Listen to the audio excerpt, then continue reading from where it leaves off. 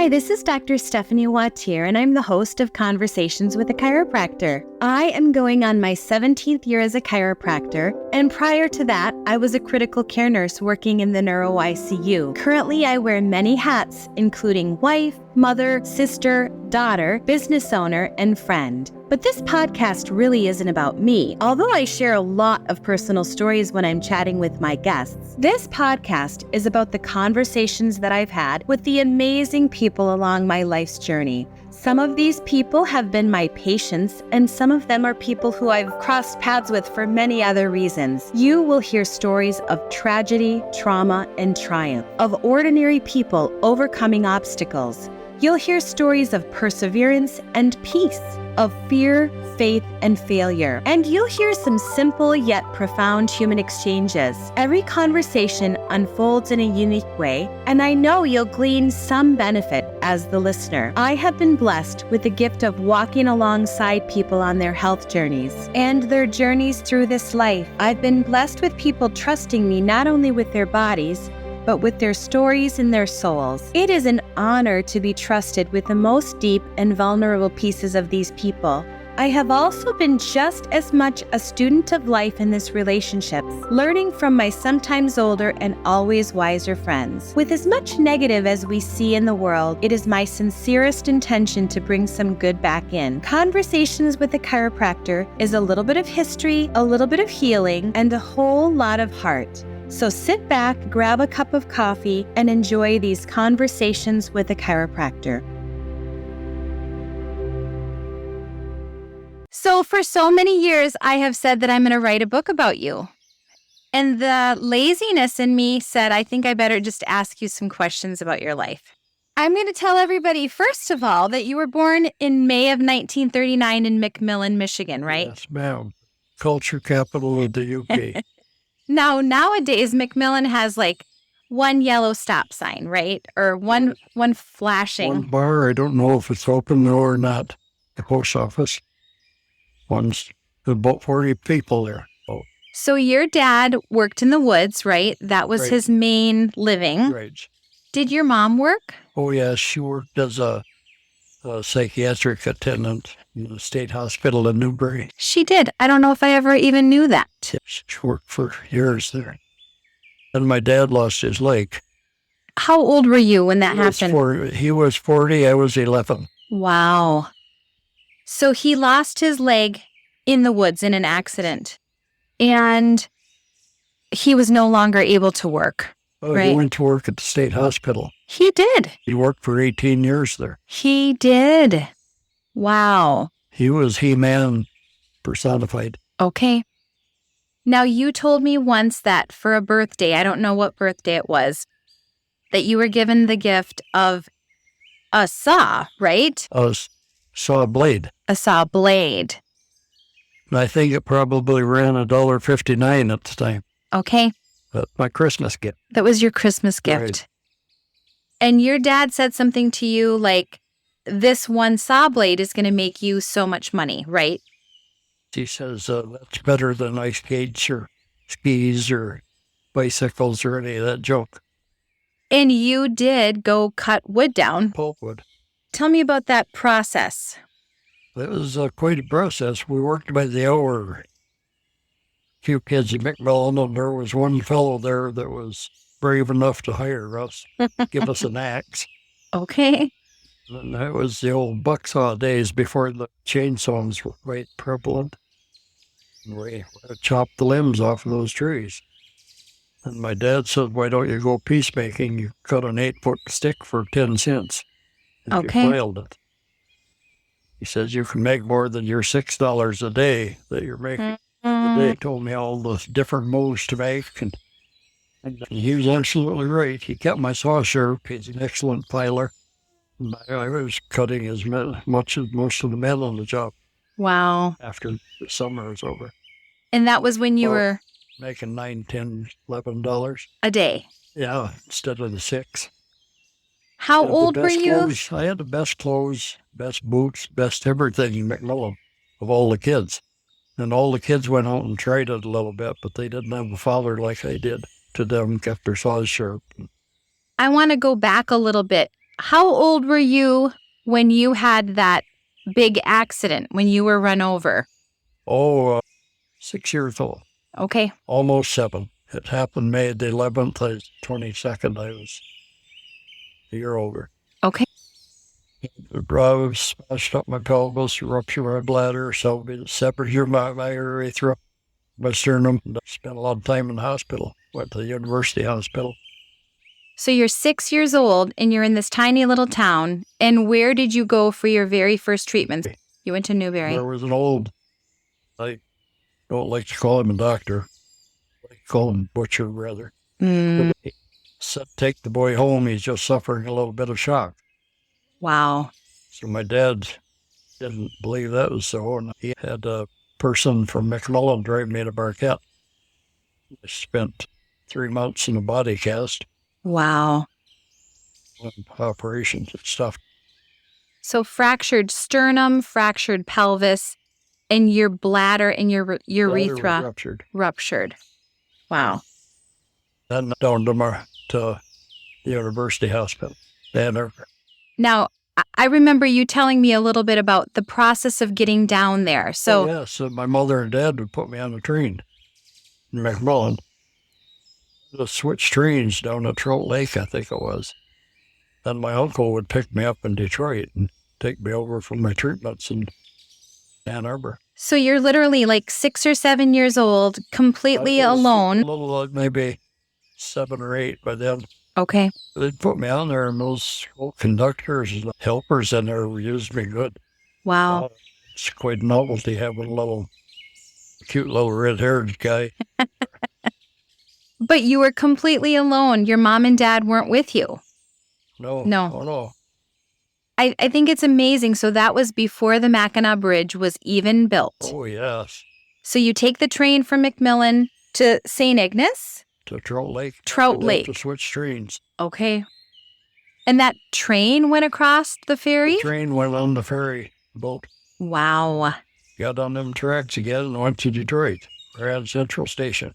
Wow. Do you remember how long that process took? About 7 in the morning, if I remember right, and it'd be along toward midnight. Wow. It'd be the middle of the night when we get to Detroit. Would you eat all day? I mean, were you... They'd give you food, yes. Mother would make me a sandwich or okay, and full of cupcakes or something. And all those people along the way took care of you. Oh, yes. I mean, isn't that amazing? It is indeed. We think now about our kids being, I don't know, like unsafe, right? Like we would never let them out of our sight, right? Not even in the park. And here you are, a 7 or 8-year-old little boy, and your mom and dad just entrusted you to the care of strangers, really. They didn't have a whole lot of choice. They were so darn poor. Mm-hmm. Didn't have 2 nickels to rub together. Mm. And how many brothers and sisters do you have again? 3 brothers and 1 sister. And where do you fall in the lineup? The second from the oldest. Okay. Sister's older.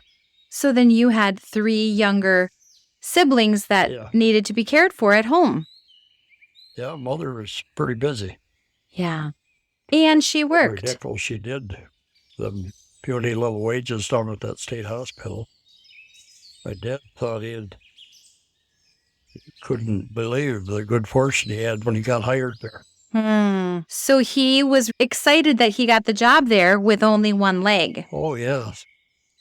He could work on his artificial leg, but as soon as he got home at night, that came off.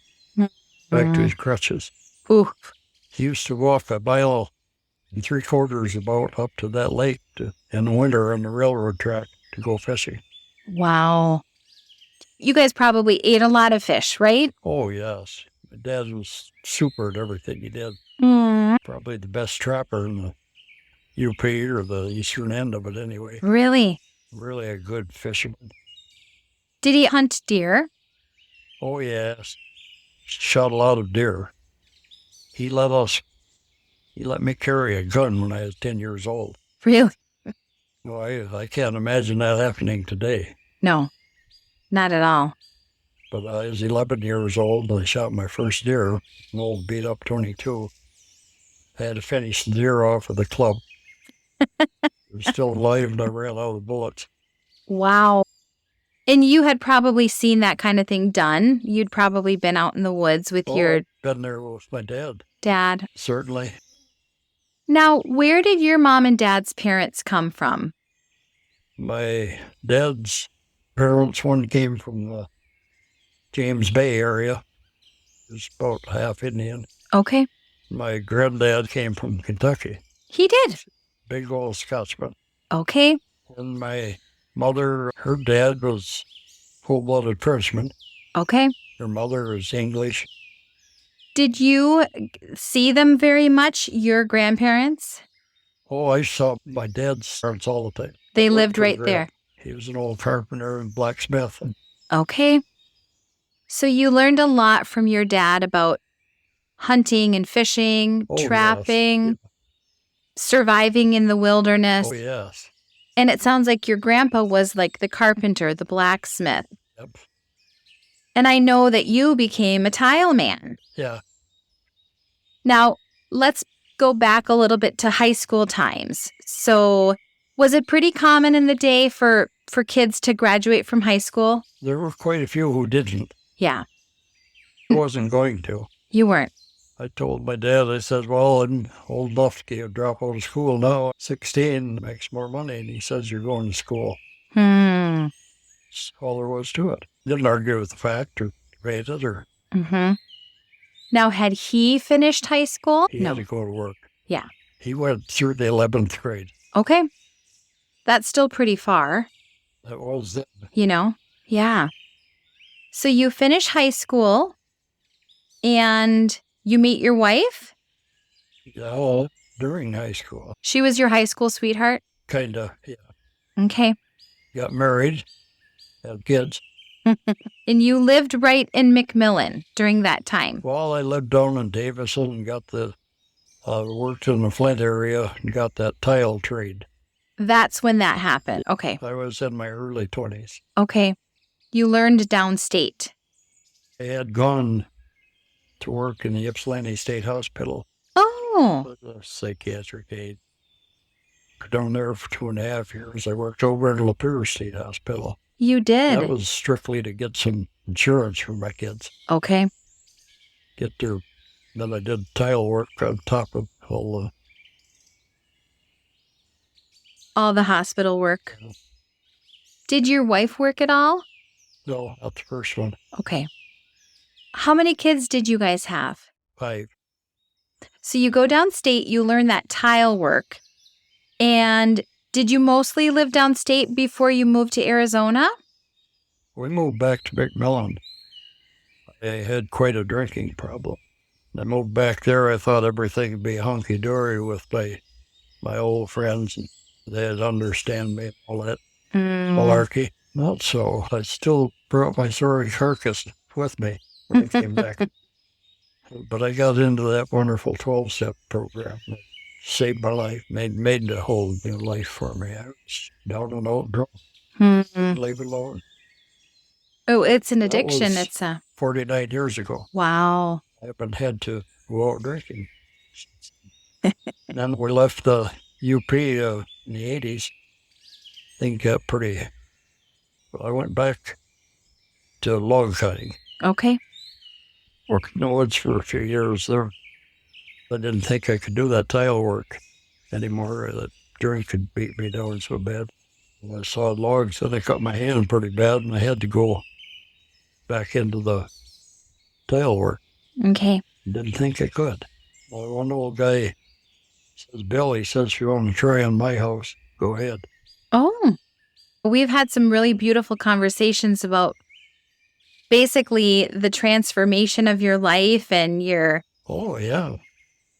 It's amazing. You go from one life to a different one. From a non-life to a life. I used to be in a crowd of people all around, sitting there soaking up more alcohol and totally lonesome. Go to an AA meeting, might be 6 people there. I'm with somebody. I'm with some humans. Yeah. I've joined the human race. It's a good feeling. Yeah. It's amazing how human can be beaten down. Do you think that, now, I can't remember, was it your mom that drank? Does she have an alcohol problem? Oh, yes. Mm-hmm. She died when she was working at that same hospital. She did. How old was she? 54. Wow. That is young. So young. And she never quit. She drank probably till the day she died. Yes. I mean, do you think that addiction is a little bit hereditary? Oh, quite a bit. Yeah. Predisposition for it. No, nobody else takes that bottle and pours it down your neck. Do Yeah. it your own self. The beauty of that AA program is you take care of all that guilt and remorse, get forgiven. Mm-hmm. Comes from a higher power. Yeah. Higher power used to be either my dad or that bottle. More. One old guy in the AA meeting says, "Hey, Marv, how do you get this belief?" Believed in something. Felt about it. I said, "How do you get this?" He says, "You're working in the woods, aren't you?" So we'll have a little talk with him. So I did. I looked all around to see that nobody was watching me. There weren't any more people within 5 miles of me. I wasn't struck down, so I tried it again the next. Then I fortunately got to work with a Indian fellow. That first meeting I went to, we talked about the presence of God. Yeah. It wasn't to him, he wouldn't say God. The Great Spirit. Now, this is the gentleman, your friend, who was quite a fiddler, right? He was a champion of Ontario. Wow. We talked before a movie called like The Medicine Fiddle. Yeah, Is that his? He's in that. He's in the Good Man in the Woods, too. One of them by looking on. Okay. So here you guys had this connection of both having been drinkers and not drinkers. And then non-drinkers. He came up to me. He is one of the 6 people, I think, in that meeting. Okay. He says, "I was wondering when you get here, Bill." But never before that had he pressured you or pushed you or... My brother-in-law, too, he says, "Bill," he says, "you've been drinking again, I see." Had a few. Had quite a few. Yeah. Nobody business, but I have my own here, eh? He says, "And quit by yourself." I said, "Bullshit." I can quit anytime I want to, which was a big fat lie. Yeah. Bottle had me right by the jugular. Mm-hmm. Huey didn't press me neither. He'd leave little folders here and there once in a while with my wife. AA folders? Yeah. Okay. That's such a big, huge part of my life. That transformation? Yeah. Now, I know that you guys got divorced. After I sobered up for 4 years, we just grew further. Mm-hmm. She said, "It's your problem, ain't mine." That's a family problem at alcohol. Yeah. So we got divorced. Met my present wife at an AA meeting. Mm-hmm. McMillan. Culture capital. And how old were you when you had your first child? I was 18. Yeah.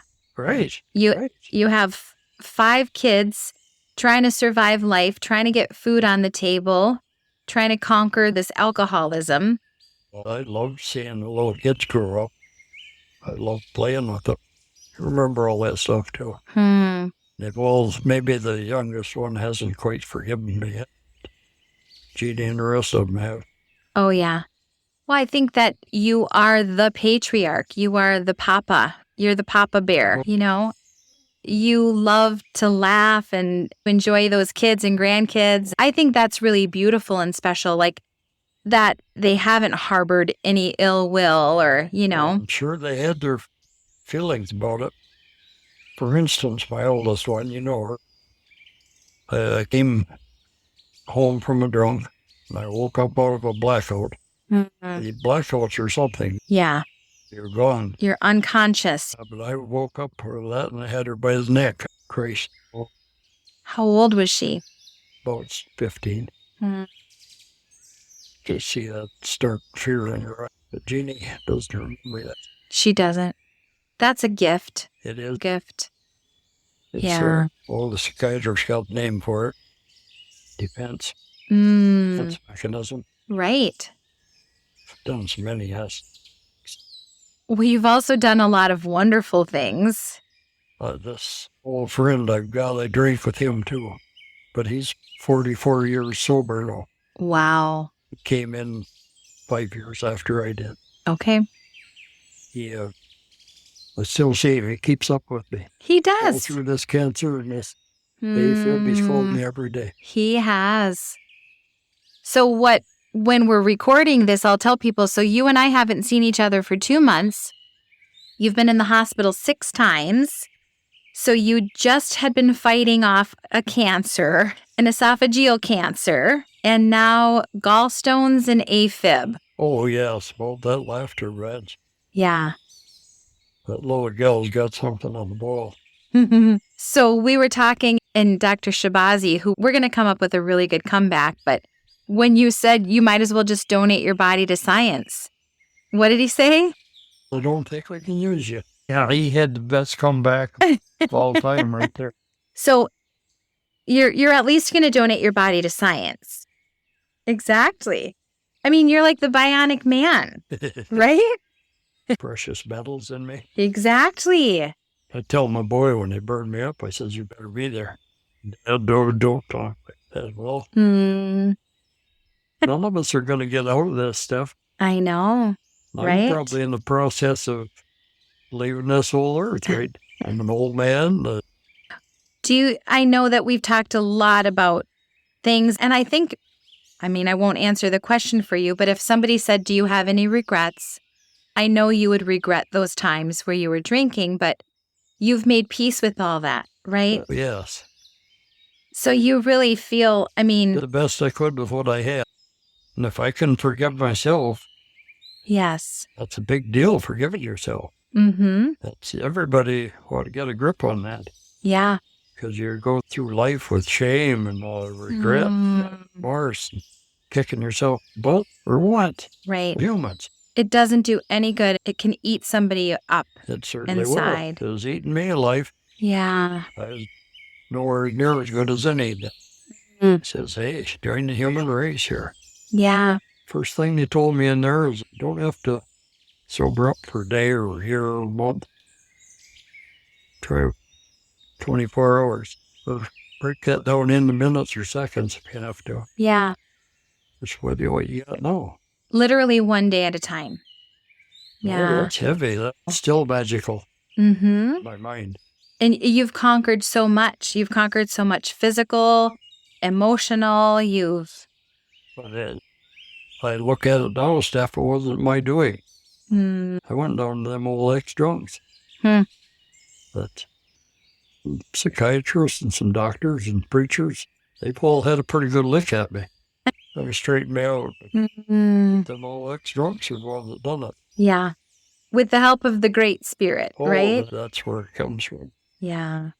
Bill, if you had to say in like 1 or 2 sentences, like, this is who I am, what would you say?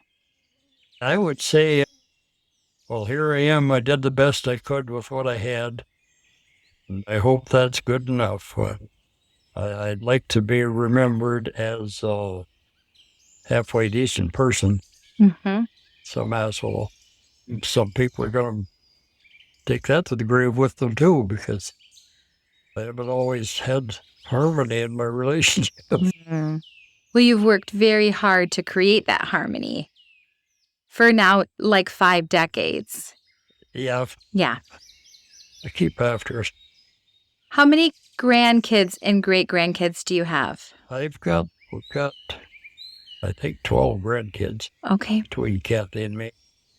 Got about 18 or 20 great-grandkids. Wow. One great one. Wow. And you've created this legacy with these children. Makes you stop and think when you go to that family reunion, I'm responsible for some of that. Well, what I think of you is that I think that you are the epitome of strength of character and that your positivity is contagious. Well, that positive's got to be my life. I'll tell someone negative, talking negative stuff in a meeting. I'll tell them, well, in 3rd grade, learned something about math, where the positive was above zero, the negative was below zero. Where in the hell do you want to live your life? That is a beautifully clear way to put it, right? The positive's above zero and the negative's below. It's been a fun trip, and for years I kept saying, man, I'd do this differently, I'd do that differently. Bull. Dive right into it the same way I did before. Because if you didn't go down that path, you wouldn't have learned those lessons. And we wouldn't have met in Gwynn, Michigan. No. How many years ago? 15 years ago? I was talking to Jeannie about, she remembered bear hunters. She and about 4 of her chums, they're all about 12, 13 years old. I was drinking at the time, but they got in the bar, got drunk up, and they were following these little girls around town. I heard about it, and I went down there at the Cobblestone Bar, and I didn't have too good of a reputation by that time. I went up to that one, and I hit him a good lick, knocked him cold. Looking for the other brother, and my brother grabs me around the neck. He said, I thought you went berserk or something. Swore what people thought of me around there. Thought I was. They knew I was. Wow. Just when you were drinking. Yeah, but it wasn't half hour later. Those other girls that my daughters had chummed with, they're dead. He ain't going to do the same damn thing I did. Wow. Kill them. Sure as it could. I would have. Yeah, you are truly what we think about when we think about like a knight in shining armor.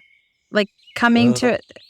Truly. I have much going for me, Steph. Yes, you do. I don't have anything original to throw out in an AA meeting or anywhere. So it's just repeated stuff. I've heard it from the best of them. Well, this is why I wanted to write your story, because here is the thing. When we don't carry stories on, they are lost, right? Right. You needed to repeat what other people said for the next generation and the next generation. This one guy who I told you I drank with before, just 5 years later, stayed at hunting camp a few years. A big part of our program is cleaning up wreckage of to God, to yourself, and to another human being, the exact nature of your wrong. So he and I will come up with stuff on each other. Really? We write like this, we're drinking together. We couldn't go from McMillan to Seney or to Curtis, which are about 10 miles away, without running in a ditch or getting in a fist. Did your dad ever reprimand you or come down on you for getting into trouble? No, it would be useless to try to talk to him. He did say something when I socked that guy. The guy was right beside him in the bar. Wow. He says, what do you mean? He says, that's not how you go through life, fighting in the bar. Well, I was this big, Steph. He walked me into the Cobblestone Bar. I can remember it just like yesterday. He had both legs. He was a walking He-Man. He had arms that big around, holy cow, and he got in an argument with 3 lower Michigan hunters. Well, one guy tied into my dad, and my dad, bang, one punch, he was laid up. Here come the other one after it. One punch, he laid on the floor. But he was wiggling a little bit, so my dad went and stood on his neck. Oh, my gosh. Then the guy jumped on his back, the third one. Ooh. Once, and my cousin was in there. He's a pretty big, strong, young guy. He picked the guy up, shoved him down head first behind that old jukebox. You're like, what, 6 or 7? Yeah. Oh, my goodness. Scared shitless. Yeah, that's something to see. Then the old man says you don't fight in the bar. Right. No, I didn't have the nerve to. I should probably let you go. But I do thank you for sharing some of your wisdom. Valuable stuff. Talking to a good friend. We'll definitely do a part 2. All right. Yes. Getting run over by that truck and then sobering up. That was the thing ever happened.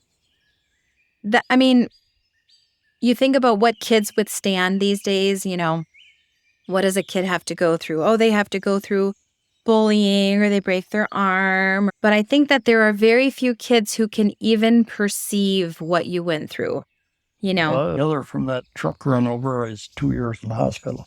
Wow. Old. Mm. They used to have to keep dilating me and reoperating on that bladder and urethra and everything. I got in a lot of fistfights over that. The other kids are mean.